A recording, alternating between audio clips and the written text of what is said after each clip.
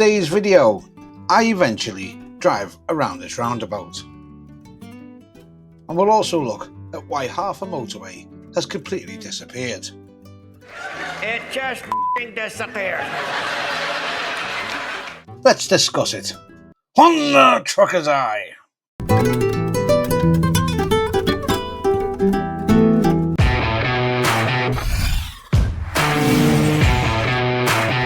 Here's a question. What links Stoke, Burton, Nottingham and Scunthorpe? It is the River Trent, and that's the river we're currently driving over on this bridge. The M180 being the motorway you are seeing in the video. Here's your second question. What links junction 3 of the M180 with Scunthorpe? If your answer was the M181, then you'd have been correct. But only if you had a time machine and you were answering that question prior to May 2021. And that is all because a massive housing development is being built at the side of what was the M181. In the video, we are now coming up to what is now the end of the M181. As you'll shortly see, there is a roundabout that was built in 2021, which split the M181 in half. Online, there is a lot of confusion as to why the next part of this road, the A1077M, was actually designated again as a motorway. A lot of people have come to the conclusion that this section of road was going to be a dual carriageway and just called the A1077. Interestingly enough, you may have noticed that the motorway regulations ended at the end of the M181. So I'm wondering if that roundabout we have just crossed is actually under motorway regulations, just like this next section, the A1077M. I do believe that eventually this section of road will lose its motorway status. But a lot of confusion online as to why the A1077M was actually given motorway status in the first place is actually quite easy to explain. At one point, North Lincolnshire Council were prompted to post this on Facebook.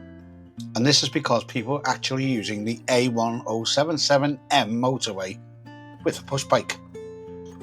The reason that this section of road has temporarily retained its motorway status is purely down to the fact that if you were coming out of Scunthorpe and you were to head down this road, the only way you would end up going is onto the M181. Technically you can turn round at the roundabout and come all the way back, but it's been done to discourage people from riding down it in the first place.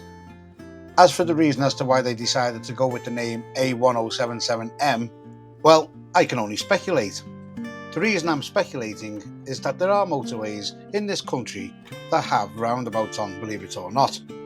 One of them is the A627M between Rochdale and Oldham. The only other example I could think of would be the M271 down near Southampton.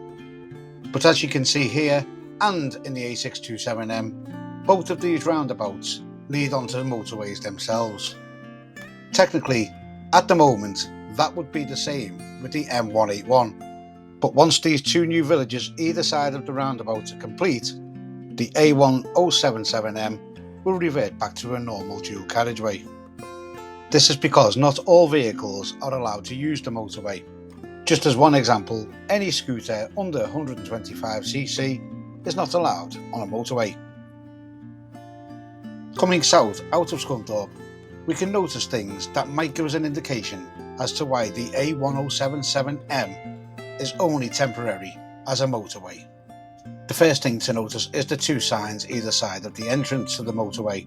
Both of these new signs show the new marker for this section of road. These are the only two signs that are designated with the marker A1077M and in blue.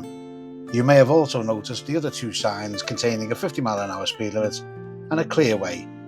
To me, that looks like it's in preparation for when this road loses its motorway status. But just look here. If you look on the left, you'll see a location marker. These are on every single motorway in England, Scotland and Wales. If you don't know what these location markers are, they're normally to allow emergency services to find the location of a driver. They are installed every 500 metres on a motorway. If you don't know how they work, the information is quite simple. As you can see, this is on the M181, which we know it isn't. You will then have a letter A or B. A is the designated letter for when you're going up the junctions, i.e. junction 1, junction 2, junction 3, that will always be side A. If you're coming down the junctions 32, 31, 30, that will be designated as letter B. Another way to remember this is that all junction numbers are numbered from the capital city. So anything coming out of London, such as the M1, starts by London, and then the numbers increase for the junctions as you get towards Leeds and junctions 45. Sometimes motorways don't run anywhere near the capital city, so take the M5 for example. That runs from the second city of Birmingham. Junction 1 is near Birmingham and junction 29 is near Exeter. Finally, the other number, in this case 12.2, relates to the number of kilometres you are from the start of the motorway.